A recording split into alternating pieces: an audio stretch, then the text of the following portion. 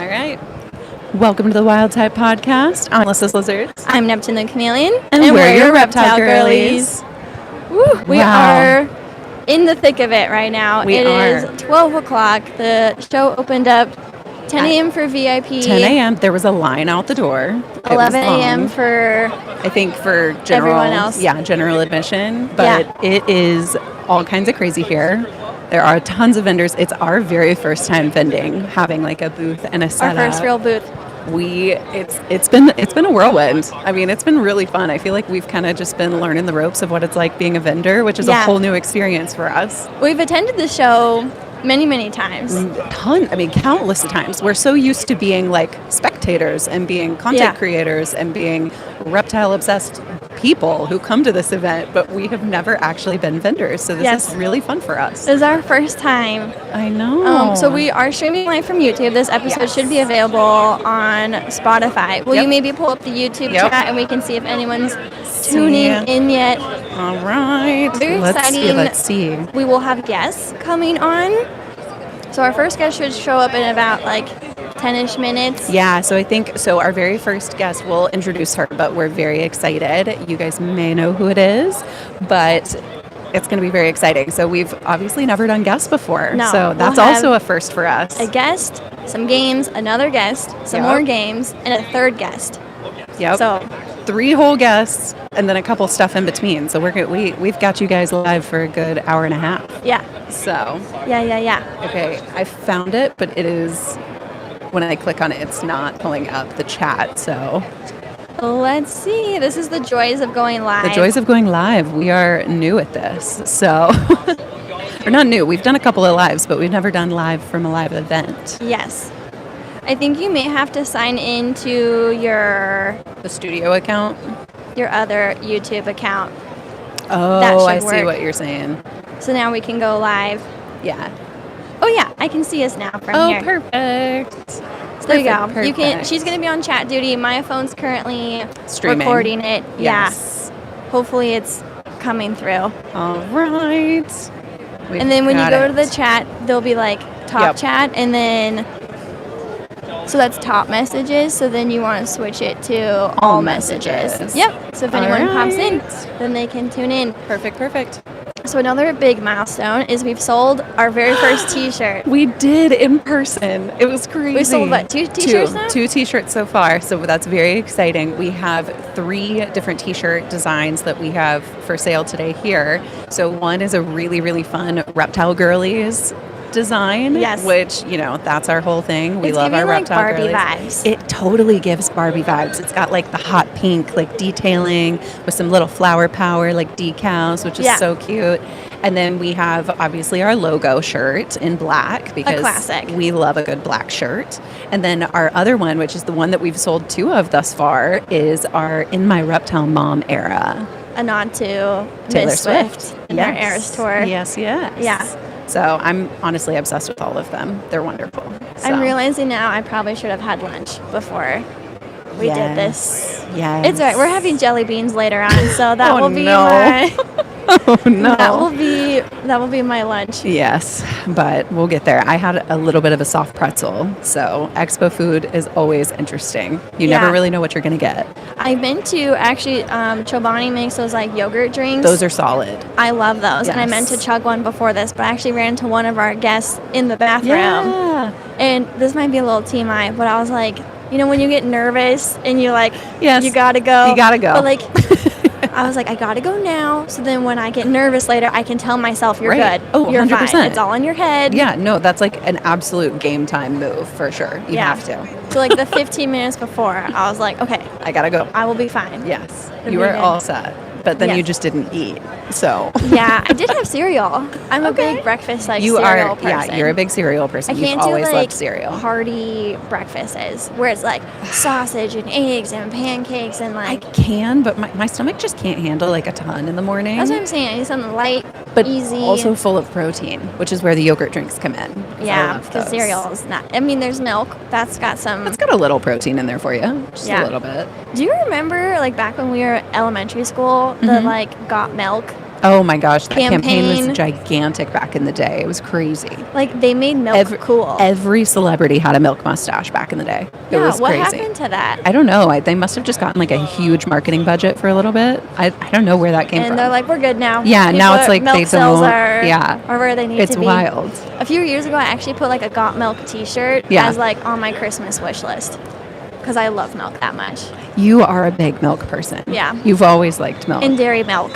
Have I ever told you I have a very close friend from college who is also a big milk person? No. I might have told you this. You actually, I believe, were roommates with her on my bachelorette trip. Okay. So you know exactly what I'm talking about. Okay.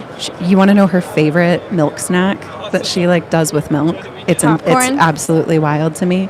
She literally will use the sour straws candy. That's so soggy. And drink milk through it. No, I can't do that. She's done that since like forever. She would do it my freshman year of college, and I was like, "You're crazy." No, I can't do that. So if there's anybody else out there that does that, you are not alone. No. She's the only person I know who does that. But no, you're totally good. Crazy. Will you check in on what's happening over there? Okay. One of our guests for here in a little bit just showed up. No. Yeah, we've got some helpers. Her husband's here. My husband Logan. My mom's here. They're holding down the fort while we're doing this live stream. We got a whole situation set up. Oh, you can definitely bring a snake. Totally bring a snake. We're gonna have a live snake. She's asking if she can bring a snake. Absolutely, you can bring a snake.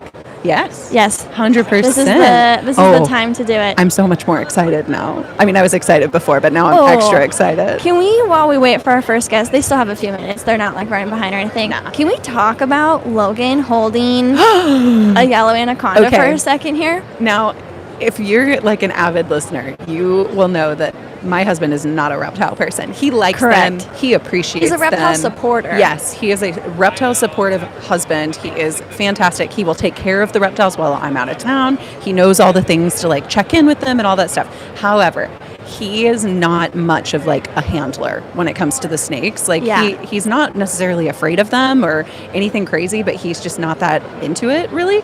And and usually it's just me in the reptile room doing my thing. So however, there's a table across from us that had a pretty decently sized large yellow anaconda, bigger than Tarzan, bigger than mine. To be clear. And this vendor knows me and knew that I had a yellow anaconda and just plopped this big yellow anaconda in Logan's hand, completely he doesn't know that, Logan isn't that much of a snake guy. And Logan just absolutely handled it like a champ. Completely I was so proud. I was so proud. I saw the picture because I wasn't here. I was like running around doing other things, and I was like, could never be me. No, I was so proud of him. If someone just casually was just like, hey, will you hold this like massive yellow anaconda? Yeah. I'm like, I'm good, thank you. I'm okay, thanks. No, he just took it, handled it like a champ, took some pictures, held him for a few minutes, and then was good. And I was like, well, now I'm going to make you hold Tarzan more because clearly you can handle it. Were you here for that, or you didn't see it? No, I didn't see it, but your mom sent me pictures. I didn't get to witness it in person, but I got photos. They're very cute. You probably would have been freaking out. I would have been freaking out. Were here. Yes. Well, I got to hold the same yellow anaconda just like 30 minutes later. So. Got it. I got to hold the same one. I am totally content if I don't hold the yellow anaconda.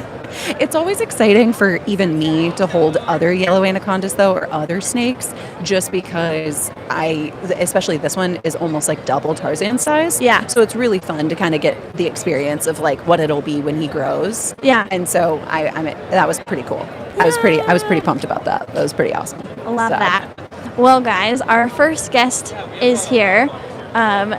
If you don't know her, Dr. Rachel. Dr. Rachel. Also known as Exotic Pet Vet on all the socials. Yeah, she's big on TikTok, Instagram. She's also my personal vet. She has seen multiple of my reptiles. She has also seen my dog. So she is one of our favorite people, and we are so excited to bring her on. Yes. So let's see if we can flag her down. Yeah. Dr. Rachel. Dr. Rachel. Hello. Ready? So we have to get reorganized here. Yes, so we're going to switch around. Come over into this spot. We've also got an announcement happening over you guys get some live expo noise. All right. You put your, There we go. Okay, so you will sit right here. There we go. Perfect. Oh, sorry. No, you're good. Sorry. Get comfy. A little clumsy too. I know. I'm like, I want to make sure you're super comfy. Oh, Okay, so then if you can hold the mic about this distance, do like a test. Test. Perfect. Yep, that's a great spot right there. Okay. I know it's very noisy, so we'll do our best to get things going. So we are live on YouTube. We're recording for Spotify, so this we're should live be on good. YouTube? Yeah. Yes. Cool. Okay. With one viewer. Awesome. Wonderful. But it will live on our channel as well. So sweet. Cool. Oh, I lost my paper. Hold on. Where did that go? This one's yours. Oh, this one's mine. Mine's on the floor. I was like, hold on. Okay, so Dr. Rachel, we just basically told everybody, you've seen several of my reptiles. You are an exotic veterinarian. Mm-hmm. That is just something that not a lot of people have that experience in. It's so specialized. Mm-hmm. So what advice would you give to anyone who is considering going into the exotic vet field? So if you want to become an exotic vet, first you have to go to vet school. Of course. Most vet schools are pretty equal. So, in-state vet schools are obviously the cheapest. So if you're able to go to your in-state vet school, that's great. If not, go where you can. But I wouldn't go to any specific vet school as far as, just for the, exotic part, because they're all pretty equal. And most of them, they cover a little bit of exotics in vet school, but a lot of your knowledge will come from outside opportunities. I took some exotic classes, but a lot of my knowledge came from externships or internships, or and if you want to go even further, you can become board certified in exotics. Ooh, which would be either a residency or kind of an alternate path where you do extra testing and you research and education on your own. How do you get started with like the externships and all that kind of stuff? I mean, what does that process look like? Good question. So for most vet schools, during your 4th year of vet school, you go through rotations where you rotate through every aspect of medicine, neurology, dermatology, ophthalmology. There's so many specialties. There's so many. And you have to learn a little bit about each to, be a general veterinarian. Right. And if you want to learn about exotics, usually that's kind of your elective. It's not everyone wants to do that. Fair. During your 4th year, who wouldn't want to? True. Right. During your 4th year, you can set these up, and I did mine at the Dallas Zoo, the Fort Worth Zoo. Oh, I love the Fort Worth Zoo. Me too. It's huge. Mm-hmm. That's one of my favorites. We got married there, actually. Oh, I forget about that. Oh, that's such a beauty. We looked at that for a wedding venue too. It's gorgeous. It's wonderful. And I did some at specialty exotic centers. So that's where I got most of my exotic knowledge that we built on the foundation that we learned in vet school. Mm-hmm. So I wanted to ask a question. Yeah. Like, could you just give an intro of who you are? Oh, yes. Like, just to rewind for a second. I know we were so excited. We were really excited. Really excited. So just like an intro, who you are, how long you've been a vet, how long you've been seeing exotics, any species that you keep yourself, just to kick us off. Of course. Sorry, guys. I got too excited. And I have rewind. questions. Yeah. So my name is Dr. Rachel Sue. I'm a vet at Carrollton West Pet Hospital, and I love exotic animals. I work a lot with them at my clinic. I'm on my way to get board certified, but it's a long process. I can go more into that later. But reptiles are some of my favorite. And I graduated from Texas A&M vet school in 2021. I've been working since with exotic pets. I have 2 snakes of my own, a ball python and a corn snake. I have a lychee gecko and a few box turtles. And I'm going to add more to that collection soon. What's on the list to add? Oh, gosh. I want another lizard. So a chameleon? I used to have an Ackie monitor, and I loved him. Oh, I love the Ackies. So I was thinking about maybe getting another one, but we'll see. I have some space built into my reptile room for a big lizard, so I'm debating on what kind. There's so many options. I am a big sucker for the really bright red tegus. That's my dream big lizard one day. Yeah. But what kind of size are you thinking? I have an 8x2x2. That's a lot of space. Free for a lizard. It's a lot of space. We'll see. That's maybe so a snake or there's monitors. There's something. A lot of things you can do in that space. Yeah. That's so fun. So we'll see. Okay. You know, now that we got intros, I got too excited. I got too excited. No, I could speak about this all day, you know. No, you're good. Okay, so you gave us some good advice for anyone wanting to get into the vet field. But we have a lot of listeners who are pet keepers, and we say all the time, like, make sure you find a good exotic vet in your area. But I'm sure you know firsthand some exotic vets are more specialized in different species or are more on top of like updated, research that has come out. So it's really daunting for us pet keepers to try and find an exotic vet, and it can be easy to assume just because they see exotics that they see your species, or you call and they're like, yeah, we see your species, but they see one every 5 years, and so really they may not be the best vet to go to. So how can someone on like the pet keeper side do their homework and track down a vet that's specialized in their species? No, I'm glad you brought this up because not every vet is as experienced with exotics, let alone reptiles.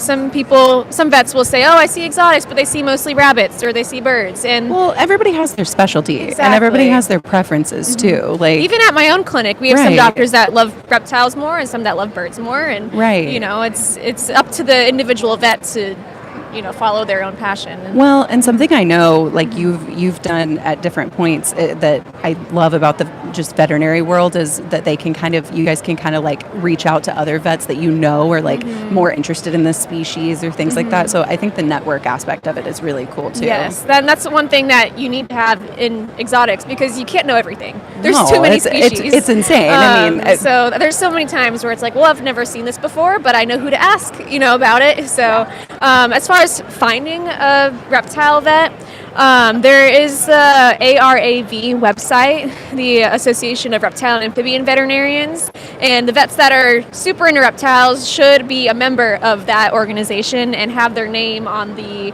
find a vet list there. Oh, that's good to know for sure. So if you can go on that website and find your vet that way, they should be experienced with reptiles if they're a member.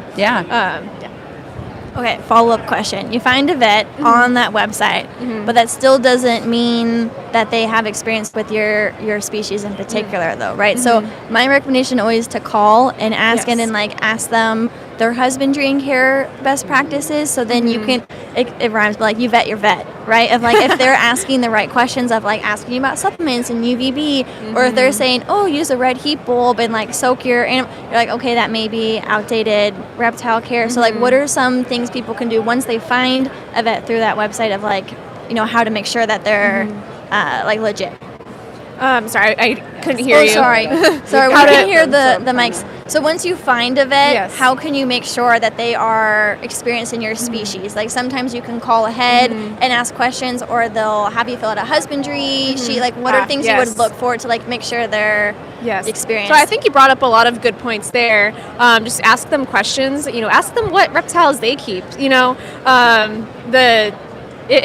a vet has that species that you have, then you can hopefully assume that they're gonna have good husbandry. One of the doctors I work with, Dr. Champagne, she has probably like 50 reptiles, and I know I can go to her for husbandry recommendations because she's had years and years of experience with those specific species of snake that I personally haven't owned myself.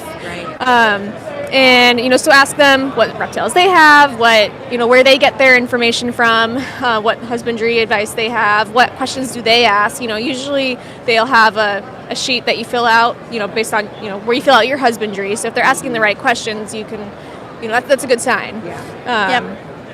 But sure. Okay, cool.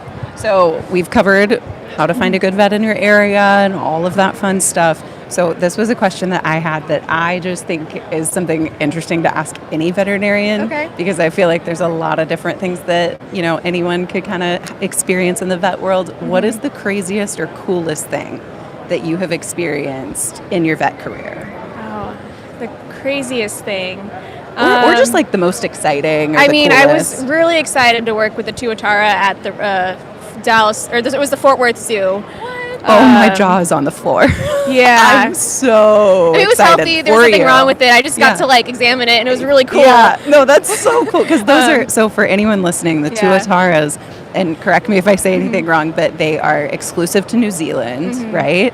And so they are super protected, very, very just, I don't know if they're fully endangered or what the situation is. I don't know what they're classified as, but they're just extraordinary reptiles. They're basically like today's age living dinosaur. Yeah, I mean, they are just like next level reptile. They are. It is a dream of mine to get to see one in person. A little bit different than other reptiles, and they're unique in the way that they've been kind of separated from other reptiles evolutionarily. Yeah. So they're just like very unique to learn about. Is it what is it about them that has separated them so differently? There's a couple things, and I don't quote me on this because I've seen one throughout my career, which is fair. I mean, they're hard, like they're so rare. So but there's a couple things that makes them different evolutionarily. And we can go more into the depth later. But just they also had gharials, which were really cool. Wait, the knob nose, like they're crocodile things, right? Yes, they have very thin snouts. Yes, and I'm pretty sure they're endangered, and they're really hard to breed. But they had babies recently, and they were so cute. The babies. But those are really cool species. I'm obsessed with those, just in like the big ones. I can't even imagine how cool the babies were. Follow-up question. What's the craziest like vet scenario that you've seen? Like obviously this was a really cool species that was healthy, but like have you seen any that had like, eyeballs like dangling or let me think. There was a monitor lizard that we saw recently that, I mean, it ended up being, a euthanasia because it was so sick, but its entire coelom, or its body cavity, was just filled with probably cancerous follicles. Wow. But we, did x-rays and blood work and ultrasounds, and it was just, crazy to see how long reptiles can go with, something bad brewing inside of them. They're so resilient. Yeah, they're sometimes too tough for their own good. They really are. They really, really are. Yeah, because they will hide their illness, right? Like how long had that been? The owners had no idea because the reptile had been doing well for so long, and then suddenly it just reaches a point where it can't compensate anymore, and then they bring it in. So absolutely. Yeah, I'm trying to think of some other.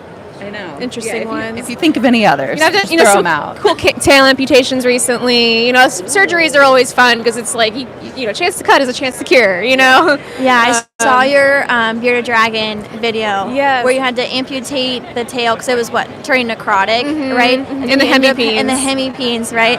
Yeah. That was cool. So Dr. Rachel also very, very was incredibly helpful with my leopard gecko because he had a bunch of unfortunate smegma. That's the correct word, right? Smegma. Built up in his undercarriage, so she had to take care of that for me, and I think it's actually building up again. So just letting you know, we can take care of that. I think we'll have to take care of that again. Okay, we'll go with another question. What are some of the most common preventable situations you see with reptile patients? Good question. Husbandry is so big with reptiles, and it's usually the root of 90% of the causes that we see, when they're brought into us. Improper diet, improper lighting, especially, the ones that are more susceptible to MPD. We see that a lot. Things where, vitamin A deficiencies that can lead to. That's an interesting one that I feel like not a lot of people talk about. Yeah. Like I've heard of it and seen it, but I feel like until you're deeper in the hobby, you don't always hear about vitamin A deficiency. Is that like a multivitamin lack of issue, or is that involved in diet? It's mostly diet. So for instance, turtles, if they become deficient in vitamin A, they often get oral abscesses, which are abscesses that build up in their ear, or they're kind of like your tube back here. And the pathway kind of involves vitamin A's involved with the skin, and their skin's not able to kind of regulate properly, so stuff builds up and abscesses form. So those are really always fun surgeries to fix because it's usually good prognosis. You fix their husbandry. I've seen several of your turtle abscess videos, and they are crazy. Yeah, I always love when one of those come in, and I'm like, okay, this is going to be a good prognosis, good treatment. Just gotta fix the husbandry and fix the abscess, and we're good. I've seen a lot of reptiles recently getting vitamin A shots. right? Like they have vitamin A deficiency, so the vet is prescribing a vitamin A shot. Is that something you do often? That is a potential treatment. However, you got to be really careful and know what you're doing when you do that, because it's possible to overdose vitamin A. I was just talking to someone about their Chameleon. They did 2 rounds of antibiotics and a vitamin, like 2 shots of vitamin A, and their Chameleon was very lethargic. I'm like, that's a lot for their little body, and every case is different. Obviously, they're working under the care of a vet, but sometimes too much of a good thing can also be you have to be careful. So, proper dosing and proper monitoring is important. And I know the same thing is true also for vitamin D. I've also heard of vitamin D like overdoing it as well. And I feel like that can be so common because a lot of people will go into the reptile store or into the chain pet store or wherever, and they just get the calcium, but they don't look if it has vitamin D or not. Right. And so some people, I mean, I did this for way too long. I mean, I was a teenager, but I had pretty much only gave my leopard gecko calcium with vitamin D3 for years, and then I finally fixed it later on, and I saw significant improvements in just like his behavior. You just don't know. I mean, this is what they sell at the pet store. Why would you, you're buying stuff from the pet store. You think they'd sell what you would hope that it would all be okay. Yeah, but the picture of the reptile, of course, right? And it's like, and chameleons are very stunning, right? Very colorful. So they'll slap a chameleon on like anything, and I'm like, no, don't use that. Like they'll have like a picture of a chameleon on like turtle food. on like turtle food or like an enclosure for a bug or something, and you're like, what is this? Yeah, it's crazy. But marketing, Oh yeah, I've worked in marketing for a long time. I get it. But okay, so I believe we got time for one more question, and this one is very, very simple. But if you have a preference, what is your very favorite species to work with? Oh gosh, I love my box turtles. So I really like seeing them when they come in, and I also like their medicine, like the oral abscesses are fun. I love doing beak trims because those are really satisfying when a box turtle comes in. The beak trim videos that I've seen are so cool. Yeah, they get overgrown beaks because their husbandry isn't great, and sometimes they have malalignments. And there's Dr. Pimple Popper, right? And then you're doing beak trim, so it's like it's just the same scratch of like the satisfaction of trimming everything. I like that instant gratification where you can make them feel better almost immediately, and you go from overgrown beak or an abscess to having it shaped and they can eat again and feel good, and I like being able to see that, and I just think they're so cute because maybe I'm biased because I have to, but good choice. No, I'm a sucker for turtles and tortoises. Like if I didn't keep chameleons, like, and never say never. There's a good chance that I'll end up with probably more of a tortoise. You eye the tortoises and the turtles at every single expo we go to, everything we go to. She is always eyeing the tortoises. So get one. She's and then bring it to me so I can see it. Yeah. It's going to happen one day, I swear. No. Okay. So I think that wraps up our questions, but you're on social media. So where can people find you? Yes. My Instagram and TikTok are exotic.pet.vet. And I also have Facebook and YouTube. I think it's Dr. Rachel Exotic Pet Vet. Awesome. Do we have any questions from the chat? Not yet, but we do have someone watching. 3 listeners or viewers. Awesome. That's fantastic. Okay, well, all of our guests are going to get a t-shirt. So if you're interested, and you don't have to if you don't want one. But I'd love one. We have our purple Reptile Girly shirt, our black Wild Type one, and then our pink one that says In My Reptile Mom Era. Oh, that's so cute. Yeah. little nod to Taylor Swift. Yeah. So is there one, because we can have our little helpers here snag you one if you know what size you'd like. I'll probably take a medium of, gosh, I have to look at them. Yes. No pressure. Probably the black one would be The good. black one? Yeah. The logo? I like black. I get a lot of. Could you get me a medium black shirt? Yeah. Oh, thank you so much. That's so nice of you. You are our very first guest ever. Well, I'm so excited to be here. There we go. Oh. Logo. Yay! Oh, it looks so nice. I love y'all's logo. It's so cute. Thank you. My husband over there designed it. Oh. I'll brag on him anytime. Wow. Cool. Awesome. Well, Thank I think that'll wrap it up. Thank you so much for coming in. We hope you have a good show. Yeah. You guys have your own table, right? The Carrollton Pet Hospital. Yeah, Awesome, Carrollton West Pet Hospital. A couple boots down. Awesome. Well, thank you so much. Is there anything else you wanted to? No, I think we're good. Awesome. Yeah, this was really fun. Thank you. Thank you for having me. Of course. Thanks so much, Rachel. She is the best. We adore her. So we will be catching her at her booth here in a little bit as well once we are done with our live. But that was great. Yeah, so much fun. She's wonderful. She's got so much great experience, and I think she told me one time she sees about 50% exotic species compared to dogs and cats and things like that. So she is wonderful. All right. Awesome. Well, if you want to move into the hot seat, I will. We've got all of our wires around here we got to figure out. Okay, so we have about 10 minutes until our next guest shows up. So we are going to move into our next segment, which is Guess the Reptile. Guess the Reptile. So you guys get to play along. I know we don't have a ton of people on the live stream, but feel free to put it in the chat. We're going to, here, let me grab them. Sorry, we're getting creative here. So I have on here printed out little pictures of different reptiles. They're black and white and they're zoomed in, so it should be not super obvious what they are. I feel very confident. Very confident over here. But we're gonna have Lyssa over here guess what the reptile is. I know what all of them are because I picked them out, but you don't know what I am prepared. Any of them are. And I think I'm going to do really well. Okay. We'll see how this goes. I spilt water on this first one, so apologies. That's okay. Okay, here's the first one. I'll show it to you, and then I'll show it to the camera. I already know this one. At least I think I do, unless you're like super tricking me.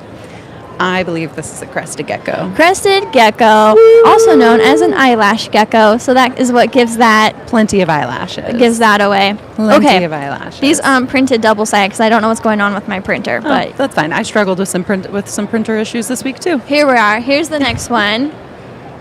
Guess this reptile.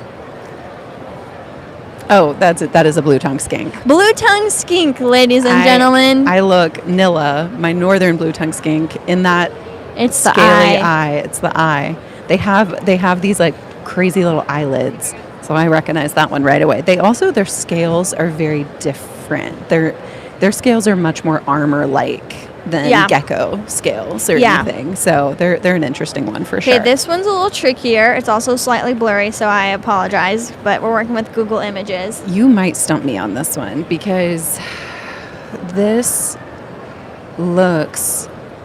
It's similar to like Leachianus gecko toes, but the arm is not giving lychee. So... It's a gecko. Is it...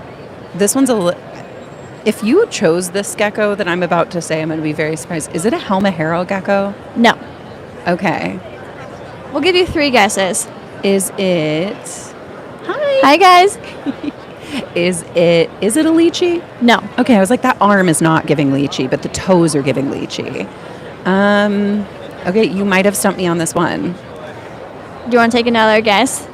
Is it a gargoyle gecko? No. What is it? It's a tokay gecko. Oh, okay. Okay. It's the black and white, right? It's the black and white, because if it was the color, I would have known that. Because tokay geckos, for anybody who doesn't know, tokay geckos are like a very pretty, like powder blue and orange color. It would have been obvious from the color. It would have been so obvious, but that's why I didn't get it. That's what the challenge is. I was like, that arm is not giving lychee, but the toes are giving lychee. Yeah. Okay. Okay, this one is like easy mode. This is, leopard gecko. Major easy mode. My very first gecko. Some freebies in there. You got to throw some in there. I feel like I also want to like ask these people standing around us if they know what any of these are. Ooh, yeah, that'd be kind of fun. Or we can also ask our helpers as well. That'll be a very short game. Okay, next one is what it looks like. I already know this one. It's either a red-eye crocodile skink or just a regular crocodile skink, because there's the white-eye crocodile skinks or the red. So I'm going to say red. It's red. Okay. Red-eye crocodile skink. Those are the most common. And then here's the next one. A little foot. Little foot. I love the feetsies. Oh, this is a beardy, isn't it? For sure. Yeah, okay. I was like, because the beardies kind of have that like bow-legged look. Yep. A little bit. They kind of like... because they're like... chest up. Like basking, right? Yes. Like it looks like they're kind of puffing out their chest a little bit. Like I'm the mean kid on the block. For sure. Okay, we're gonna switch through because some of these are harder and the easier ones were at the beginning. So let me see if I can rearrange.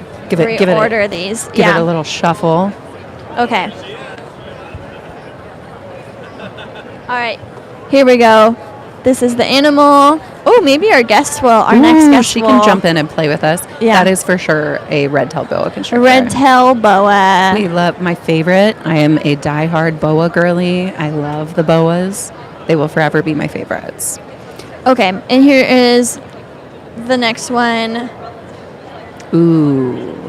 Okay, that's an emerald tree boa. Yes. Isn't it? Okay. Yes. I go back and forth sometimes between green tree python or emerald tree boa, but I think I believe this is the emerald tree boa. Well, because the emeralds have the stripes on there. Yeah. So that's definitely an emerald.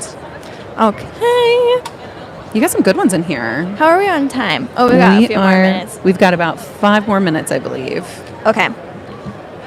Dun, dun, dun, dun. And our next guest is the one bringing a snake. Yes. So get excited. Oh, is this a hognose? Hognose. Western hognose. All right. We love the those scales. Guys. They're also just like super sassy snakes. They're very like hissy, very snazzy. They're sassy and defensive. Raw personality. But in like a fun way. It's kind of like, aw, you think you're big and bad. Yep. But they're like one of the smaller snake species. So okay, we'll finish it off with this one and we'll save the rest for tomorrow. Perfect. Okay, here's the next one. Ooh, that's a retic. A reticulated python. Is short for reticulated python. That is right. Yes, that's right. Yes. Okay, we'll put those aside there. Sweet. And we'll save the rest of these for tomorrow. So there's some other ones in there. Yes. Yeah. We'll try those out. We are going to bring our next guest on. We are so excited for you guys to get to meet her. So give us just a sec. We're going to rearrange. Yep. Shuffle everything around, and I will hand her my mic. I've also got to pop off one of my ears. So yes, ma'am. Welcome, welcome. Welcome, welcome. Yeah, that's a good spot. Right there. And then I'm going to hand you my mic. And if you can hold about similar distance to where my mic is and just go test, test. Okay. Test. Yes. So we can hear your sound. And it sounds super professional. Sounds good. Yes. Okay. If we're ever not loud enough for you, just let us know. Because we have our headphones on, so it's a little tricky. So. Gotcha. Yeah, you are speaking kind of quiet. Okay. But it's like I can hear you, but you are speaking quiet. We will project from our guts. From our diaphragm. Project. Yes. Well, welcome aboard. If you guys don't know, this is Stacy from MFA Reptiles, also known for Moss Family Adventures. Yes. So let's just start off with some introductions, right? Let us know who you are, how long you've been keeping reptiles, and maybe just some of your favorite species to kick us off. Okay. Yeah. And who this? Yes, and give us an introduction for whoever this little one. cutie is. Yeah. Okay. So I'll start with her. This is Lily. And I will elaborate about Lily later, but she is a carpet python. She's an albino carpet python, and she's amazing. I'll tell you something special about her in a sec, but to carry on with introductions. Yeah. I'm Stacy, and Moss Family Adventure, we started officially 3 years ago, so we've been doing it full-time as a business for 3 years now.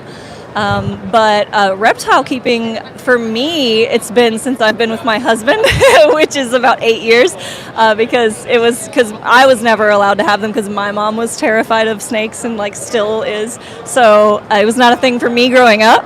I had turtles, but that was about it as far as reptiles, tortoise, turtles. Yeah. But then when I started dating my now husband, he had snakes, and I was like, "Oh, this is cool!" I was kind of glad that I got to start playing with them and having them because I never could before. So I was like, "Oh, cool!" What kind of snakes was he keeping at that time? Carpet pythons, and he had a boa. He had a red-tailed boa, but I think he had multiple carpets at the time. That's all. He is such a carpet enthusiast. He loves the carpet pythons. That's what I was about to say. That's his heart and soul is carpet pythons. Oh, yeah. That's his passion, truly.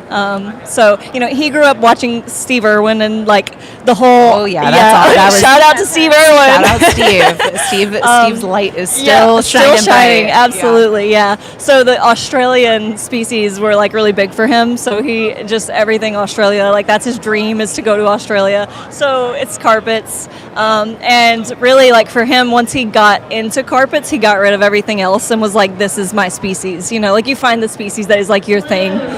Mine's chameleons. We've got the chameleon expert over here. Yeah. So carpets are our thing. So let's see. Did I cover all the introduction questions? Yes. Yeah, I think Yeah? so. Now, Okay. tell us a Lily. little more about So Lily. Lily is special because she actually, thank you. So she actually has an enlarged heart. So she has like a fluid sac around her heart that's enlarged. And so because of that, you can actually feel her heartbeat, which is really cool because you can't always feel a snake's heartbeat, right? But you can. So if we can get her to where she's like, so her heart, you can actually see it. It's right here where it's like this kind of lump. And if you put your fingers under there, you should be able to feel it.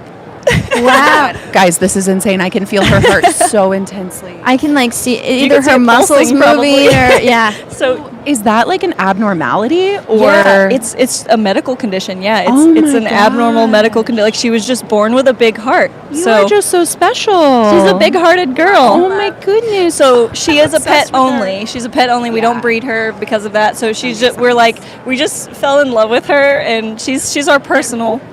She kind of. Maybe you startled her. she twitched. Did you boop her? Did you boop the snoot? I literally have snakes and I'm so jumpy. It's ridiculous. Even with her geckos, It's embarrassing. she's very flinchy. If you it's booped her embarrassing. head, she probably just got startled. I think I messed up. But she is our personal pet, so we just love her. How old is Lily? I'm not sure, to be honest with you, because we got her when she was already kind of an adult, adult, and we don't know exactly her age. So how long have you had Lily? Maybe. We've had her for about 2 years. Okay. So maybe 2.5 years. So I cannot had get her over for a this while. heartbeat. This heartbeat is crazy. I know. It's very strong. It's very strong. I can You have- visually you have see to it feel from here. You want to feel it? Okay. You don't have to. Okay. Go underneath. Go to the belly, like Lyssa was doing. Ooh. Yeah. It's cool.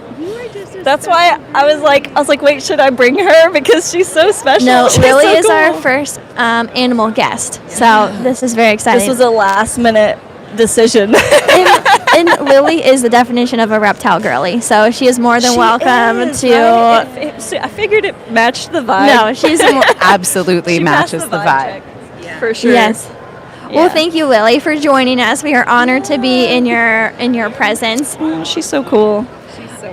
Oh my goodness. Okay, so with Moss Family Adventures, Yes. this is a family ordeal, Yeah. right? It's obviously you and your husband, Yeah. but you also have Yes. some kiddos. So we thought you had the unique perspective of kind of talking about reptiles, kiddos Family. in the business, because we always get the questions all the time, right? Of like, how old should a kid be before we get their reptile, or Right. a parents wants to get into reptiles and Yeah. like keep their kiddos along, and like obviously it's a big consideration and like something, you know, if you're planning on having kids or already have kids, and so would love Yeah. to hear kind of how you involve your kids in your Yeah, business. for sure. I think it just really depends on how the parents want to do it, because like for us, like our kids had no choice. They were like from the beginning, like you just You're going to like reptiles or nothing. at the very least Find a new home. at the very least you're going to be exposed to reptiles. And like our daughter, so we have a 9-year-old son. Our son is 9 and our daughter is 5, and our daughter is like fearless. Like she's not afraid. She's used to snakes. Like she's all into it. She's like, how can I help? What can I do? Like, and it's funny because people will come over and be like, she's not afraid, and I'm like, she didn't have the option. Like she grew up with them. So for Well, her, and it's fear normal. is taught, Exactly. right? Like, Exactly. Fear is taught, and also you have to teach them animal behavior and Yeah, safe handling. that's important, And yeah. what to look for. And this is the same with dogs, right? Of like right. dogs, like kids need to learn how to Don't mess with them when they're eating their food. right, or pull on their Yeah. pull on their tail and whatever else. It's just learning, and exactly, and I'm glad you said that too, because that is something like it's very important for us to make sure that they understand. And like she's 5 years old and she'll tell you that one is feisty. I'm not. She's Right, like, she she knows which understands. ones that she cannot handle. I already love her. She's gonna be that girl. There is nothing I love more than a fearless little girl. I was one, and I love that fearless little resonates with you. kids. Yeah, and yeah. I love that she is just openly being like, that one's feisty, this one's nice. Yeah, this yeah. And so she knows which one she can handle and which one she can't. And like if she wants to take one out, I always tell her to come and ask me first. So she'll say Do you like, need a second hand? Yeah, here. Because I can hold your mic real quick. I can just do this. She'll be all right. Okay. But she'll come and ask me like, Mom, can I take Lily out? Can I take Mia out? Mia's her snake. And she'll just come and ask, and I'll be like, yeah. And she'll get the hook and she'll pull them out. And she just like, and I don't let her do that with all of them, but the ones that are hers that I trust, absolutely.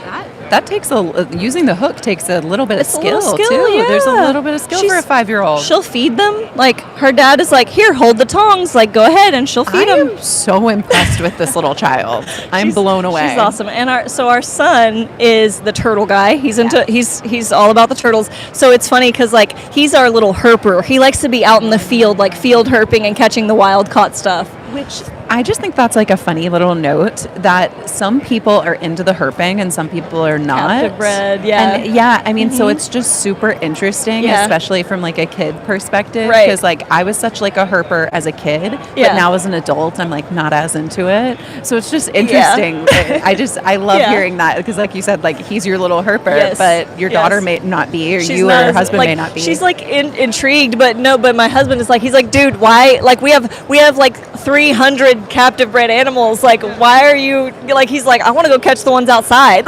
Yeah. Something about the Yeah, the wilderness. wild. You guys are like, we have way cooler stuff at home. Like, these what's are- happening? These are fancy snakes. Yeah. Like what? Yeah. You just want the normal stuff? Yeah, yeah, like he just likes exactly. So, and he likes to build like habitats and terrariums and stuff. So he'll go get like sticks and moss and branches and like be like, come see what I built. And like he'll build a little ecosystem and be like, look, I put the turtle in here. That's awesome. And we're like, okay. And if he catches the turtle, we'll like let him keep it for like a couple days just to like observe it. And then we're like, okay, you got to go release it. It's like a let's hang out with it and then go release it. That's responsible. That is very What would be Absolutely. your answer to someone who asks the question, like, how old does the kid need to be before they get their first reptile? So one of the things is soft hands, right? Because little kids just want to like grab, right? So it depends on the kid, I think. But if maybe, so our daughter was like 3, 4 when we really started letting her handle like geckos and things. I mean, we started at 2, but we didn't let her like fully. But like 3 years old, when she learned, when we could teach her soft hands, don't grab, like you can't grab their tail. Don't move too quickly. Right. Slow Things movements. like when yeah. it's kind of depends on your child and like if they're able to handle that. And I've seen older kids, even a little bit older, like 6, 7 years old, that just they're not used to it. And I think it's different from having a dog or a cat where they're used to just being able to like go and like put their hand in their face. Yeah. And if they're not used to reptiles at all, or they just don't have the familiarity, their instinct is to just go and touch it. And it's like, hang on, So I've seen kids that are older that just haven't been taught that it just takes. Now they're capable, of course, Right, but right. it takes. It's a like, hey, learning, let's make sure. yeah. Right. So it's if you can start as a parent when they're young and start teaching them like this is how they are, this is how you have to handle them, and when you can see that they can do that responsibly and they really get that, then I think you're good. I love that. That's so cool. Yeah, like as young as possible, as long as they can do it. Do your kids have any, or like, have you guys thought about as they get older, like, do they have any specific roles or like jobs? Because obviously, like reptile breeding and reptile keeping in general is like a lot of work. Yeah. So, is there any way that you kind of plan to like incorporate them into like Yeah. helping with certain things or anything in the future? Yeah, absolutely. They do some of that now. So like. They have not a whole lot that they do now, but they have responsibilities that like are theirs. Like so, Charlie has a carpet python in his bedroom, and that one is his responsibility to take care, to clean, make sure it has fresh water, all of that. And Aurora has her own geckos in her room that she takes care of, and those are her geckos. And she actually, they laid eggs as a breeding pair, and they laid eggs. And she just recently, she'll come, because we have them in the incubator, and she'll come and be like, did my gecko eggs hatch yet? She was doing that for months.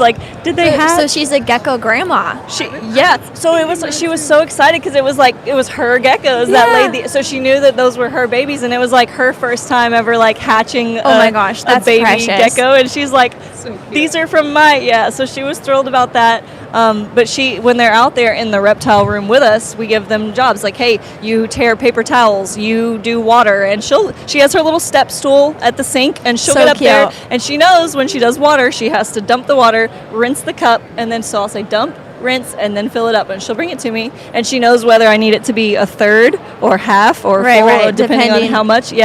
So we just give them little tasks throughout our week, hey, do this for me, and they have a checklist because we also homeschool, and that was something else. So they're homeschooled, so that's part of their homeschooling is their responsibilities and their tasks, and that's part of their learning is not only school learning reading and math and all of that, but it's the business, it's responsibility, it's all of those things. So they have a task list that they have to check off every day, and once they're done with all of their tasks, they get privileges that they can go and do. And does it come across, because I remember being a kid and I was chores, but I have to get them done in order to get TV time, and do they see them as chores, or do they get excited because the animals, it's a little different? The business?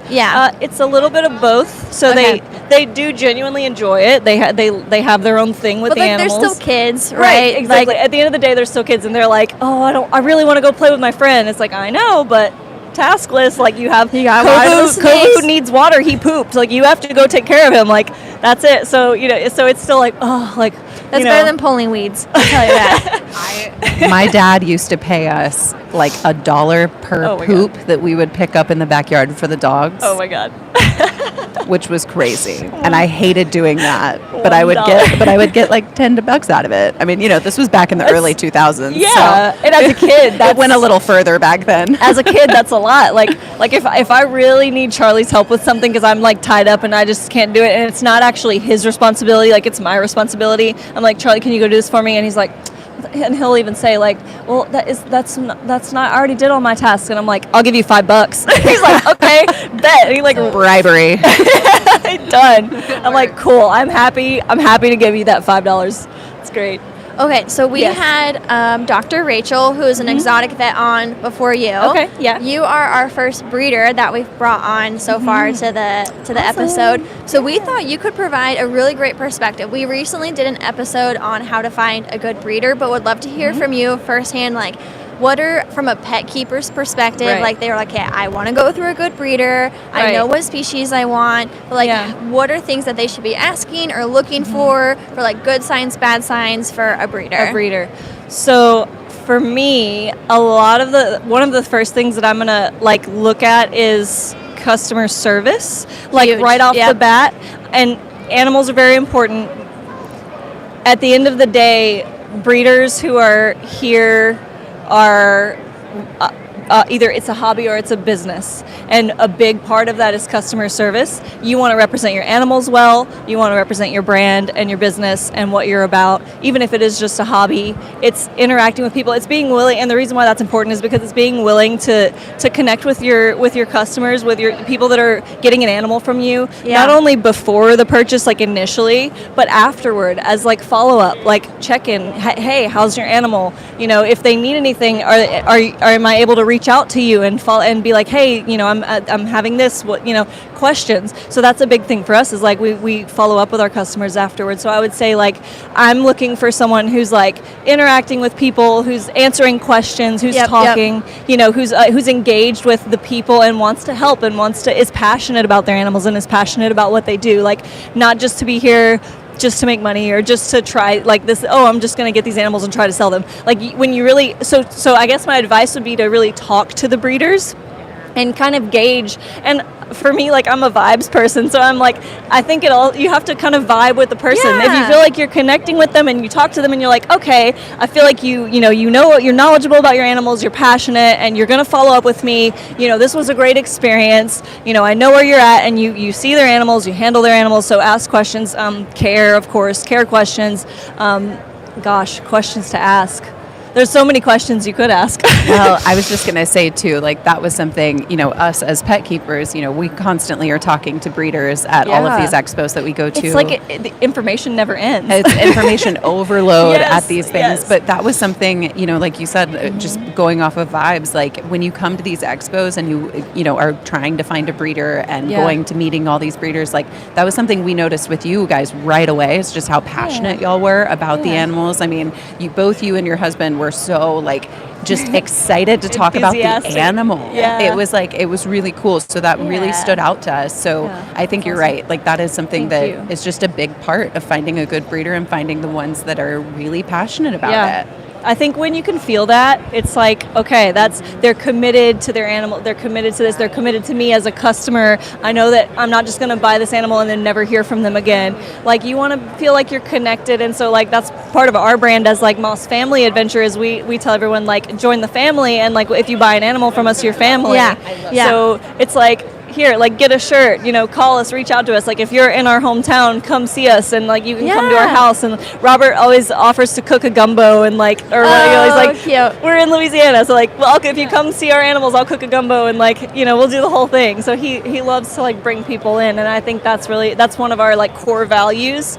And I think just as a customer coming in, you want to, especially if you're new, like if you're new and this is your first like reptile experience, it can be a lot. Yes. And you want to find someone you feel comfortable with, and then just like making sure they have good quality, and if you're new, you don't know like what constitutes good quality. Correct. Like, how do you know if it's good quality? So I would say talk to multiple breeders, like ask a lot of them, ask like do kind of field research, like while you're here, when you go to an expo, like talk to many different breeders. Well, you can look up breeders ahead of time, right? The vendor list is posted. So one of the tips we had if you're going to purchase from an expo is you have the luxury of seeing the breeder list ahead of time, so you can do research. Absolutely. We always make sure like the animal is a minimum age, right? It's going to vary species to species, but selling newborn hatchlings, right? Like that's a red flag. Asking age, asking feeding, like what's their feeding routine, what are they eating, knowing who the parents are, right? If they can tell you a hatch date,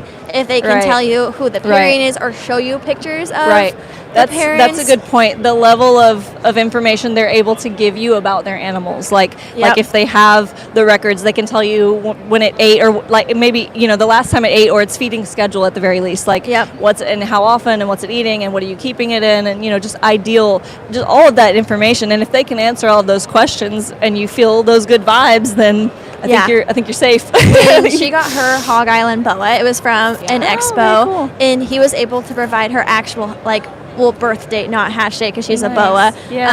But like that was a wow factor for us, because a lot of people can estimate approximate ages, but they won't give you like that specific date. And I get that when you're working with large clutches or large litters or multiples, like that's a lot. But like that was a really like wow moment to be like, wow, and as pet keepers, we want to know your gotcha day, we want to know your birthday, because we're like, it's fun. We're working in smaller quantities.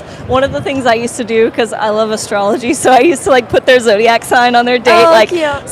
I'm obsessed with that. Shut up. That is so cool. I used to put their little sign, and then like sometimes I'd put them on the cups, and then it's cool because people would come up and be like, oh, that one's a Gemini, just like me. Like I am so obsessed with that. I've never seen any breeder do that. That is so cool. I love astrology, so I'm like, I do too. I'm like, why not? Like it's cool. And then like what season they were born in. Like it's a Leo, so it was born in the summer. Right. And then it's just an extra thing as a pet keeper that is just fun and enjoyable, and it like you said, it helps you remember their birthday too. Right. It's like an easier like, okay, they were born in the summer and I remember it was 2020 or whatever. Right. So like that's a cool little mental note. Right. And I think that's a cool thing for like pet owners, because like it's a family member to that, right? So it's like 100%. It's like you're celebrating your dog's birthday. Like you want to be able to celebrate your gecko's birthday or your snake's birthday or whatever. She just celebrated her Chameleon's 6th birthday. Gotcha day. Aww, Gotcha day. That's awesome. Yes. Yeah, that's really cool.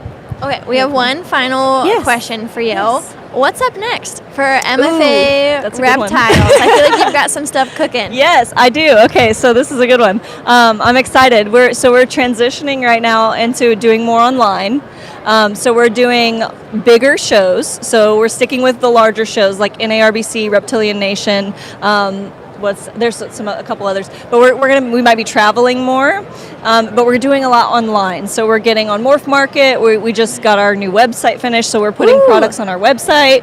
I want to check out the website. Yes, I love a check good it out. website. I made it all myself. Reptiles? So let me know what you think. What's the URL? So it's mossfamilyadventure.com. Okay, there you go.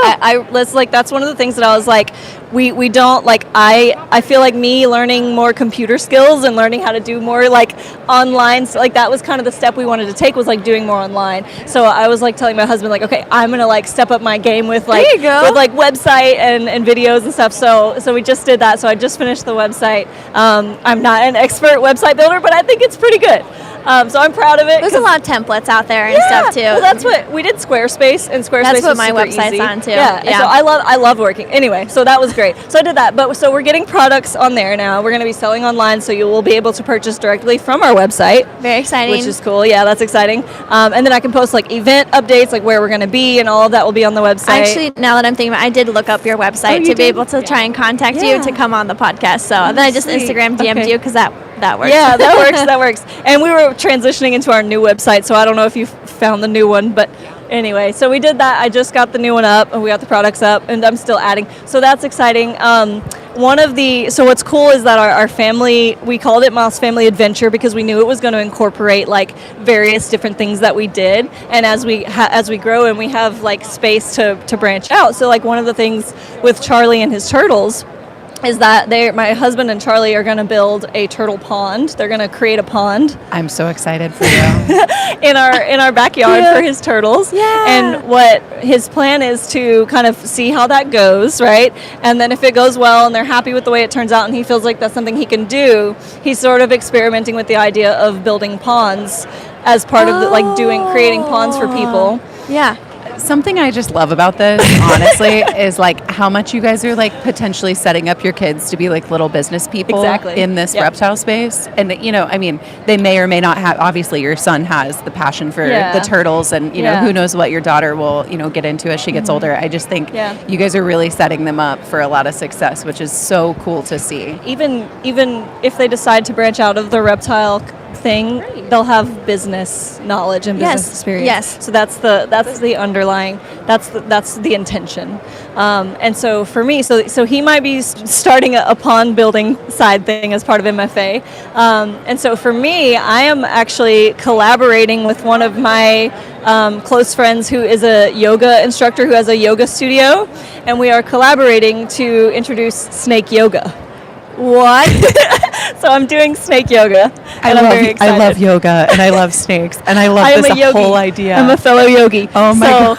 Snake yoga is about to be the next big thing that that's sort of my side of it for me that I'm getting about because I'm a yoga girl. Your passions coming together. Yes, exactly. Oh my gosh. So she was. We recently went to her studio because she was like, okay, this is very cool, but she's not used to the snakes. Yeah. So I brought Lily and Fuego, one of our other really good ones, and I let her kind of handle and experience them, and she was like, okay. Keep us posted. Yeah, she was like, we can do this. She's like, I would like to come to a class. Yes, come to snake yoga. That would be great. So cool. So I'm doing that, and then we have a few other little local pop-up events happening in our hometown, which is really cool because we actually got messaged by a couple of local businesses, be around Halloween time they're doing a little event. So one of them was a snow cone, a really successful snow cone place in our hometown. They're like, hey, would you guys come and bring your snakes? And Julie were like, yeah, of course.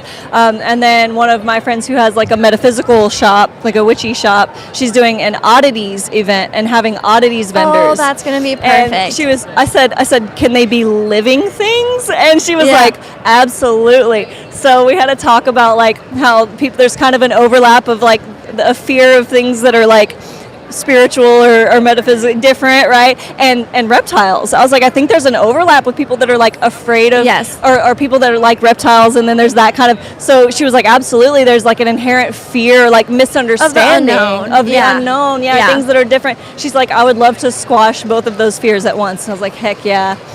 So you are speaking my language so much, it's ridiculous. I love this. So stay tuned for snake yoga. One of my plans is to start doing more videos with the snakes. Perfect. Well, thank you so much for coming on to our podcast. Thank you for bringing Lily on. Where'd she go? She's under the. She is wonderful. We love her and her big heart. She's hiding. I know. Where can people find you if they want to follow you? Obviously, they have your website, but I know you also do TikTok videos and stuff like that. So it's mfa.reptiles, all the social media, mfa.reptiles, and mossfamilyadventure.com. Yeah, perfect. Pretty much you can reach me through there too personally. I'm sure you can find my personal stuff through there if you want to add me there as well. And if you have any questions. Well, thank you so much, Stacy. And we're giving all of our guests a free T-shirt. You already came by earlier and picked yours out. Which design did you end up going with? I got the pink one that says "In my reptile mom era," because I am a Swiftie. Yes. And I saw that and I was like, that's the one. Sold. Yeah, sold. Yes, thank you so much for having me. Yes, thank you. I really appreciate it. It was fun. Yeah, awesome. We had such a good time, and we will come and swing by your booth later for sure. Yeah, please do. Yeah, thank you. Awesome, thank you. Hand this back to you. Over to her. Yep. I'll steal it. I know, you got to get all unwrapped. She is gorgeous. I can't get over Lily. She's perfect. Awesome. And we have our next guest. Thank you so much, already. Stacy. Yes. Do we want to just hop into our next guest? We can. Then? Absolutely. She's here. Okay. Okay. Yeah, we'll bring Amanda on. We were gonna do Bean Boozled round 2, but honestly, I don't mind not eating vomit. I'm okay with jelly that. beans.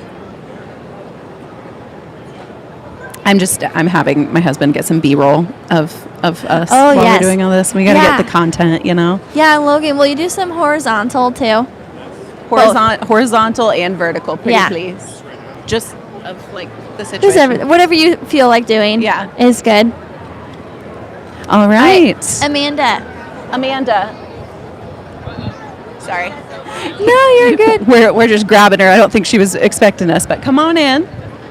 This is your spot right here.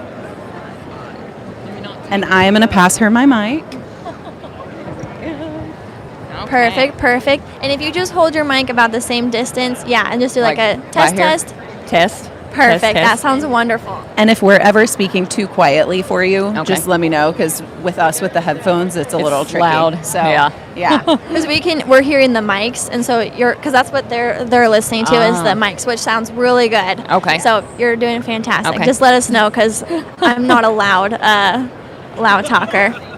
But so this is Amanda from Reddy's Rainforest, and they are chameleon breeders. So tell us a little bit about you, a little bit about your business, what it is that you guys do, and what your kind of specialties are. Okay. So we breed panther chameleons. We've been working with them since, 2009. So our first chameleon was a panther chameleon. His name was Ranger, and he was from Skermelions, if you remember them. I remember them. Yes. Vince with Skermelions. And he back then, you used to could buy a chameleon and they would ship you the kit, like a few days before. You would get it set up and then they would ship you the chameleon. And so we did that, and we got his kit, set him up, and then just, absolutely fell in love, with him. Little brown stick, no color at all. Yep. And he was an Mbanja. His dad was So Cool. That was his name. And his name was So Cool. The dad. Yeah. I love that. Yeah, and we named him Texas Ranger. So, and we've kept with the theme. All of our Mbanjas are some kind of a Texas name. So like our new one that we're breeding right now, he is wild caught from Madagascar, but his name is Alamo Ranger because we went and picked him up at the Alamo. And we were like, we saw people like walking around with the little security guard, and it had a badge on it that said Alamo Ranger. And I was like, okay, there you go. Because, Ranger was our first one, Texas Ranger, and, we loved him so much. A very full circle moment. Yes. Yeah. And, like we had his girlfriend's name is Blue Bonnet, which that's a Texas thing. Cutie. Love that. And we have Paintbrush, which is her sister. because, bluebonnets and paintbrushes come together. Yes, they do in Texas. Yeah, we love themes, which I know love a all good of us theme. do. All of mine are outer space Yeah. names, so I'm guilty. We love a good theme here. Yeah, I know. Well, and see, like our Simbabas, those are Mufasa, and then Sarabi and Serafina, because he had a pride of women. So, Absolutely. we love to do themes, but so we got into chameleons because, honestly, my favorite part of them is their feet. I'm obsessed with their feet. That is the best part. It's like you're just Their meant to feet live and in then the their trees. tongue, right? Yeah. Those are like the Yeah. two most defining features of That's it. chameleons. Besides the eyes, which everybody looks at the eyes, and I'm like, look at the feet. Yeah. Like I am a feet girl The when it little comes to alien the chameleons. hands. I love the alien hands. You just feel so chosen when they hold on to you. When they just like, what, let me hold you. I'll never forget with my former chameleon Barney. I lived with a roommate for a while, and the very first time that he grabbed onto her finger, she looked up at me and she goes, You just melt. I feel chosen. You just and melt. I was like, yes, you just do. melt. That's it. That's why I said that's the best part. You just melt. I mean, and that's really what turned me on to them the most. I'll be honest, is the feet. It's the best. It's the best. So a question to continue on that. So obviously you fell in love with chameleons, but then you make the decision to breed chameleons. So can you kind of explain like how that decision came about? Well, really, it was back then, there wasn't a whole lot. There was cameras and, all the originals, that were breeding. And it was just like there's not a whole lot. And they're not really like focusing on certain locales. Right. Which, we wanted to kind of focus on in Banja because that was the first one we had. Yeah. And we try to breed as much to the wild type. Yes. Yes. As we can. Hey. Whenever you named it that, I was like, that's what we do. I was like, we breed for the most wild look that you can get, so Madagascar did it right the first time. We don't need to mess with it. Right. So, and there's not a lot that work with, specifically in Banja. Yep. So in Banja is our passion, and we do have a few other locales. We do have Simbava, which is the reason we have it now is because when we first started breeding, we couldn't find them. They just didn't exist. I remember when I first got into chameleons too, I didn't even hear about that Simbava even existed. Yeah. The only two that I ever heard about were Ambelobe and Mbanja. Yeah. And then after I had had my chameleon for several years, I was like, oh, there are more. There's so many more. Yes. Yeah, there's a lot, and we have the Simbava because we couldn't find it, and now it's just like, and it's a color flip animal. I don't know if you've ever seen a Simbava go from resting to fired up, and it's two completely different animals. Yeah. People don't believe us, whenever they see them, they're like, oh, well, that's two different animals. Nope, that's the same one, just a different mood. Yep. It's because like they've got the crazy yellows. the crazy yellow, Yep. and the bars just look like they're bleeding, Yep. So we'd work with those just because they're not as common, and then we work with Nosy Bee because, obviously, hello. Blue. It's a blue Blue animal. lizard. Who doesn't love a bright my blue car's lizard? Blue. Everything is blue. I love blue, So That's great. And then Nosy Folly, which, is uncommon too,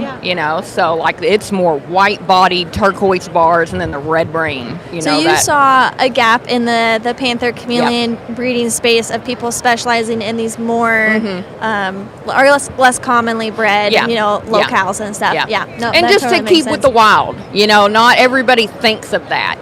They think, well, I'll just buy these two because they go together. And it's like, yeah, but think about it. Look at the colors and see, does it look like what you can find on, Mad Cham website, which is, all about Madagascar. Yeah, they do all the expeditions and stuff like that. Yep. And it's like those are the ones that we're trying to strive for. So we'll see an animal and go, yeah, that's just not, it's pretty, but it's just not what we're looking for. We're looking for the wild type, you know? I get it. It's super cool. Okay, I have a random question for you. I love so when it comes to chameleons, and I feel like the chameleon I had previously and Neptune the chameleon were two very different types of chameleons when it comes to personality. Yes. You've got the spicy little nuggets, and then you've got the little marshmallow types that are just love to come out, very chill. Yep. I personally, when it comes to reptiles, I kind of like the spicy ones, you know, like the spicy? When it comes to snakes, my Hog Island boa is super spicy, and I think it's one of the funnest things in the world. I just love that she's got an attitude to her. Yeah. But I had a marshmallow of a chameleon. So which do you prefer, the spicy ones or the sweeter ones? Well, so for breeding, spicy. That's a great because perspective. the spicier they are, the more likely they are to be like, if that girl ain't looking like she's in the mood, he don't care. It doesn't matter. It doesn't matter to him in the animal kingdom. Yeah. So I mean, but of course, for me, it's like Chandler that comes to all the shows with us. I call him Chan Chan. He's over there right now, He and is I mean, gorgeous, guys. One that of is the a prettiest lover. chameleons. I could He put is him in the beautiful. hand of a 5-year-old kid. Oh yeah, he's a big old marshmallow, Yeah. sweetie. Yeah. I mean, nothing. You could grab him by his back, or you could. He's just like whatever. I think I'm team spicy. Yeah. But I would love to experience a marshmallow Yeah. panther. Yeah. Because Luna by Christopher Parsons, she's a marshmallow, right? She's as Yep. chill as they come. I'm forever obsessed with Luna. But she's big, right? Yeah. She's got her little nails, so it's not very enjoyable to Yeah. handle her unless I'm wearing a long sleeve. And even then, I can still feel You her could little feel, nails. Parsons are, like, I yeah. mean, that's, the dinosaur, like, tuffy. Yeah. And I was We've got 3 of those. Venus, my female, because a lot of people say the female panthers Yeah. are, more marshmallowy. No, she's Maybe you're just, it's the hair. It's your hair. it's the fire. You're the meant for fire the in you're you. meant for the spicy one. Bring them Yeah. on. Bring them on. Yeah. No, we were just curious though, because like everyone kind of like sways one way or the No, the other, honestly, so. there's room for both because for breeding, you want them to be a little spicy. Of course, Alamo, we can, he's wild caught. You can pull him out of the cage and he just loves everybody, But I mean, he is an aggressive breeder, Right. He's He gets the job done. He does, whether it's on the floor or not, Yeah. I mean, it doesn't matter. That's funny. But, that's, so. Okay. Spicy and marshmallow both. We like them spicy and sweet over Yeah. here. I get That's it. it. Yeah. Yeah. So if you weren't breeding chameleons, what do you think you would be breeding? Honestly, nothing. I mean, Chameleons are bust. yep. Because love it. we had never owned a reptile before ever. Back before 2009. Oh wow. That's so Chameleon cool. was our first reptile. That's something that you and Neptune Yeah. over here have in Yep. common is you That's guys are how come me and her can tell everybody they're not that hard. Uh-huh. We both did it. I know Uh-huh. it. I know it. That's it. I mean, and yeah, our first chameleon or our first reptile was a chameleon, panther chameleon, and it's just if I wasn't doing chameleons, I wouldn't do anything else. So this is a little bit of a leading question, but something that we have always loved about your booth and anytime we get a chance to talk to you at expos, I have forever been obsessed with your designs that you do. She makes some incredible pins, stickers, all kinds of stuff, and they are the cutest animal caricature stuff. So I'm curious in terms of like your merch and your designs and things like that, would you ever, if you weren't breeding chameleons and if that wasn't, more of your passion, would you ever go into anything artistic or what's your kind of journey there? I've always been a crafty person, like I always have either sewn or I do hand embroidery or, I'll do stuff on like the Cricut, cutting stuff out, or like planners and, that type of thing. I've always been that type, so just a crafty person. I'm kind of that way too. I feel you there. I'm very crafty. It's like I like stickers. Like DIY. Like Yeah. I'm very much a DIY. and like that's tinkering. why we can do chameleons. Yeah. there's a lot of DIY that comes in, Yes. in with reptile keeping Yeah. too. I mean, the stuff that we have to like rig up in our Yeah. rooms and figure out and problem solve. I mean, Yeah. you got to be creative for that do. stuff. You do. You definitely have to be a creative person to, I think, own a reptile because it's not like a dog or a cat that has tons of products out there, or tons of ways to solve a problem. It's like we have to just make something to solve the problem. Yeah, chameleon drainage is one that like no one has come up with like a very simple, easy. Yeah. Like we're all having to like DIY these super. We literally took for our Parsons because they would want you to tap an IV into them. Yeah, They want so much yeah. water. Little water goblins. That's what I. Yeah, That's it. what I call mean, Luna.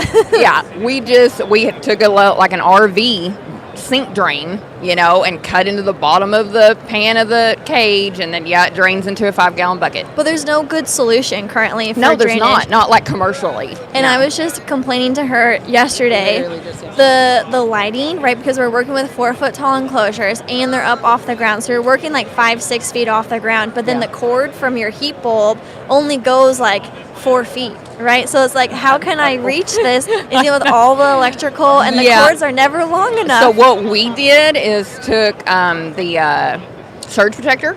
Yeah. and mounted it at the top of You the have to.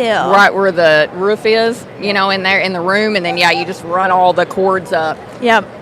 Yeah, but like it's just things like that, right? Where it's like there's not an easy. You gotta get creative. There's so many things you have to get creative with. I mean, just the stuff that I have like managed to figure out, and electricity and all kinds of. I mean, it's a whole mess. Yeah. Well, I do have something for you with the design stuff you were talking about. Oh no, this is like Christmas morning. So, what do you think it is? Do you remember talking to me about something specifically? Oh my gosh. No. Her anaconda. Is it? That's usually my guess is like yellow anaconda, but Or salamander? no, I don't know. I know we've talked about so many. I don't know. She made a yellow anaconda. I'm so excited. Oh my God, he's so cute. Okay, I don't know if you guys can see him on there, but I will post a picture on my Instagram story. And thank you so much. here's my coloring book. Oh my God, That's my new coloring book. I got 20 designs in there that I made, and I printed it at home and spiral bound it and did all that DIY myself. Plus, Amanda, it's got I'm going to cry. Oh my gosh, you are literally the greatest Look at your human stickers. being. Thank you so much. Well, you're Oh my gosh, and one of the stickers is sparkly. I'm so obsessed. You are Sparkly. so much more than just crafty. I have to I give just you get props. Okay, but you have so much skill here. Like the design implemented, I'm just okay. So now I have to ask you, what is your favorite design that you have ever created? Probably the Parsons, Ooh, which I is love the the one. So Parsons. that because he's gorgeous. I had to kind of Frankenstein the body because I was like, I already have a good body here, and then I overlaid or underlaid a picture of our Parsons baby, and drew the head. The head is perfect on there because for anyone who doesn't know, the Parsons heads are just a little bit It's a different. strange head. It's a strange little shape. So she has perfected it. I can't thank you enough. Well, this you're is the best. welcome. No, Amanda. I only have one sticker on my water bottle, need a and new it's one. yours, and it is well loved. And this is was one of your loved. older ones, Yeah. right? That wasn't the yeah. holographic. Yeah, that was probably before I even started laminating. Yeah, because You it's like learn. paper. I don't Yep. put it through the dishwasher. I hand wash it because I'm afraid I'm gonna Yeah. lose my sticker. Yeah. So I will take this guy off, and I Yes, will you put a replace him new with one. one of the sparkly ones on there. Yeah. No, it's been well And, loved. it's held up for it not being laminated because that's No, not it's a literally laminated the sticker. only sticker I allowed on my water bottle. Because they're some of the cutest stickers I've ever seen. Yeah. I mean, they seriously Well, there's a my reason. style is I try to go for like that kawaii, cutesy Yeah. look, and not. I You- mean, they're you nail not it. realism, Yeah. but I hope people can tell what they are. Oh, you can. And yeah, people walk up and they go, even kids, they'll be like, "Oh, look, there's a bearded dragon," and I'm like, "Good." I'm like, "Okay, it looks like it's supposed to." I just remember when I very first met you. I think you guys had met before, but when I very first met you, that was like the first thing. I was like, this girl has some serious artistic skill, and I was just so impressed. So it's been really fun, like kind of watching not only y'all's like breeding journey, but also just your artistic journey and like your merch and everything that you guys it's growing sell. and changing, and and I'm trying to. I go for, I guess you can tell my age is Lyssa Frank. You remember all her stuff, the love some bright, Lyssa bold Frank. colors, that's what I go for. I'm like, how can I make this animal look like, they're, chameleons are already pretty, but it's like, yes, I'm going to draw them and color them, No, so it says volume 1. Yep. So does that mean I plan to make more. Okay. That's just 20 of my designs. So I'm so excited. Are these available on your website? Yes, they are. Okay. Yes, I just put them on there yesterday because I just finished printing them. And what is that website, just for everybody It is listening? reddysrainforest.com, and you can find us on Reddy's Rainforest through anything, all socials, website, everything. Yeah, you guys have been posting on TikTok a lot. Do you run all the socials? Is that you? Yeah, he posts, like the gut loading stuff. Lee he just loves the nutrition aspect of animals. Yep. speaking of that, you guys also have an incredible gut load. Yeah, I so have do you some want here for you to to talk about look at. that Yeah. a little bit? Yeah. Because that is something they have. I believe you guys call it the feeder fuel. Yes, we call it. Oh, this is new packaging. So I ran out of green bags. Oh, that's okay. The And blue's so beautiful I bought too. blue bags, and I was like, you know what? I think I might like it better. The blue's really cute, and blue's kind of y'all's thing with the ambanja chameleons. Yeah, we have all the blues. That's but great. yes, I mean, we made that years ago. Back when we first started, we made it, and the reason why is because back then commercial gut loads just didn't exist. It was like the orange cubes. Yes, And that was yes. it. And just to clarify, this feeder fuel is specifically for gut loading the insects. Yes, So yes, this is not for chameleon food. Yes. So it's got alfalfa, timothy hay, orchard grass, soybeans, dandelion root, dandelion leaves, lots of really, really good stuff for those feeders. Yes. So Yeah, and it was, there was no commercial gut load back whenever we started. So, Lee decided, he was like, I need to give our crickets and our dubias something other than just fresh stuff. They need some of that roughage, in them. And we think sometimes that may be why our animals don't eat plants, but who knows? I'm not a scientist. Just an idea. Yeah. But so all of that is what your bugs in the wild would be exposed to. So all the flowers, the grasses, grasshoppers and crickets and things, they're going to eat flowers and grass and all that in the wild. Right. Or like the bee pollen, that's in there. We put tons of that in there. And we found that it's better for them to have something other than just the fresh. And the crickets and the dubias, they go crazy for it all. Oh, it looks like somebody said, I love feeder fuel. The only thing that makes my feeders go crazy. Yep, that's it. We've got some listeners that love it too. That's it. I mean, it does. And I love the way it smells. Lee will open the container of the big, because we grind it in a big old barrel container for livestock. Oh yeah. And it's like the smell. You're just like, oh God. You're just like, okay, this is why the bugs honestly like it. a lot of the stuff that I just read on the ingredients is a lot of the stuff that I put in my tea sometimes, dandelion leaves, stuff like that, oat straw, stuff like that. Yeah, like the rose hips, Yeah. you can put that down in your tea. Yeah. I expect a feeder fuel candle in the future. Right. I don't know. What was it? HEB came out with a tortilla candle. Oh. I have HEB tortillas over there at my booth for a snack. There you go. Yeah, this is our first time vending. So we have a little cooler. We've got snacks and everything. Yes. We made sure to take advantage of the chair situation, Yes. all that. Yeah, it's been good so far. It's been an experience. We're learning. We're learning and figuring it out as we go. But so the reason we love shows, because a lot of chameleon vendors or breeders do shows. And we've noticed for us, it's education.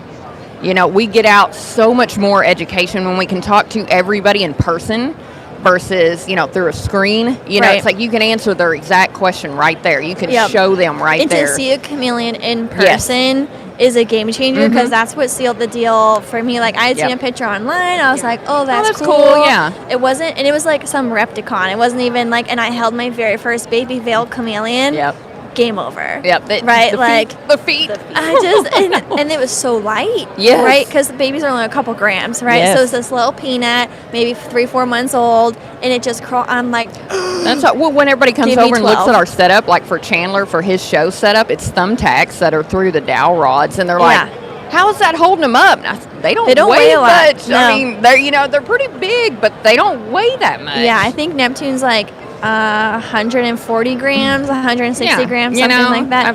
We weigh them in grams, not pounds, because they don't. They wouldn't even be a pound. And my chameleon Barney, he was on the smaller side. I think he was only 125 grams or 130. He didn't weigh that much at all. No. He was a little. No, and that's just, they're meant to live in the trees. Yeah. But education is the reason we do shows.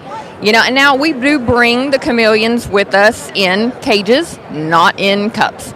Because I want to be able to feed them, give them water, let them have their lighting, because all their lighting is on there.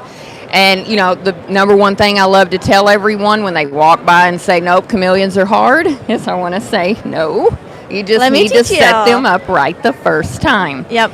And, they're like, well, but my friends just died. And I'm like, well, they don't just die. It's what I like to tell everybody. My number one thing I tell everybody is the reason that chameleons are hard is because they're not like a leopard gecko in the sense of they don't have a lot of reserve. The only fat on their body is on the top of their head. So that should tell you that when you make a mistake, they don't give you very long to correct it. Right. Low That's margin the for problem. error. That's how Yep. I always word They're it. just Yep. not, they don't give you long to correct it. And that's the problem. You know, is everybody's like, well, they just crashed. No, you had a little bit of time, but you didn't have a lot. Yeah. You know, so what did you do wrong? Right. And that's really what it is. It's something you did wrong. It wasn't necessarily the animal. Which is heartbreaking It to is. realize It and to is. accept Yes. and to process through. Yes. But you're right. It's, you know, they don't give you a whole lot No, of you don't time. get a lot of time. It's like if you're making a mistake and you don't even know it yet, you Yeah. got to figure it out quick. Yeah. Otherwise, they're just not very forgiving in that Yeah. way. Yes. But they reward you in so many other They ways do. when They you do. get it right. Yes. So. Yeah. I mean, that's it. You know, it's living art that you can hold sometimes. Nailed it. Well, thank you so mean, much, Amanda, you're for coming on our welcome. podcast. Where can the people find you and your chameleons Yep. and everything? Yep, just Reddy's Rainforest for everything. Yep, it's social. So we're on TikTok, Instagram, Facebook, and website. So it's all Reddy's Rainforest. And then we're always in the Facebook groups trying to help as much as we can under Love our real it. names. Neptune. Love it. I know. I go by my coach. She my goes stage by her name. Neptune name. Yeah, no, on the DL. Well, we're giving all of our guests one of our T-shirts. okay. If you're interested, of we have course. 3 different designs. Because, you know, I'm wild type. Yes. I breed for wild type, too. Yes. So we have the shirt that says "In My Reptile Mom Era," our baby pink one. Then we have the podcast logo on black, and then we have our purple Reptile Girlies Okay. one. Which one would you be interested in? Well, should I go wild type then since I said I'm wild type? That's pretty good. That's what I should go with. Okay. Well, our little helpers Give me a over small. here will pick out a shirt for you. But thank you so Yes. much for coming on the Yes. podcast. We will definitely Thank you be for swinging having by us. your booth because I need to get a new Yes. keychain too. I'm so excited about mine, but I just want to go and see what else you've come So, up with. 'cause you I know, so it's a this is lot. the yellow, and I did make the green one. Oh my god! But I was wanna like, see she it. doesn't need the green one. No, She has. I she- need- I've I heard need your yellow. videos. I know what you talk about the differences. I appreciate that. I love me a good green, but I'm a yellow girly. You are. You are. Well, thank you so much, Yes, Amanda. thank you we for will get having you me. your T-shirt, and we will Okay. be by your booth All later. righty I'm then. sure Thank of it. you. Thank you, thank you. Don't trip over. I know we have all Yeah. these wires. We got to be careful over here. Would you get her a small shirt? All right. Oh, that was wonderful. I love her. She's so wonderful. Yes, we always love chatting with Amanda and know. seeing all of her creative designs. Be sure to check out her designs, her Yes. coloring book. I don't think she sells her keychains and stuff online. I don't think so. So you'll have to catch her at an expo, but I'm sure on their website they have everything for there Yes. as well. I'm pretty sure. So. Yes. Well, I think that wraps it up. It does. Our very first in-person episode, our very first time having guests, our very first booth, all the things. We're so excited. We have had so many firsts today, you guys, and now I think we need to go get some food. Yes, it's lunchtime for us. We will be back on Yes. YouTube Tomorrow also in at person noon. at noon. We will have 2 more guests. We will have Catalia. And sorry. Sorry, I was going back to you. No. Catalia and I know. I'm so sorry. Oh, I'm completely Adeline blanking. Arts. Adeline Robinson Art. yes. Oh my gosh. Sorry, I put you on the spot and then I shouldn't have. So that's That my is- bad. That is also my bad. I know all of our guests very well, I swear. No, so they'll be on tomorrow. So very similar. Yes. We will do some questions with them. But thank you guys so much for tuning in. Yeah, we If- appreciate it so much. Be sure to subscribe if you haven't already. Leave us a comment down below. Follow the podcast Yeah. and all the things at the Wild Type Podcast. You can find me anywhere on Lyssa's Lizards. I'm Neptune the Chameleon, and I'm now going to have to awkwardly stand up to turn this off. But thank you. Thanks so much, Reptile Girlies. We'll talk to you guys next time. Bye.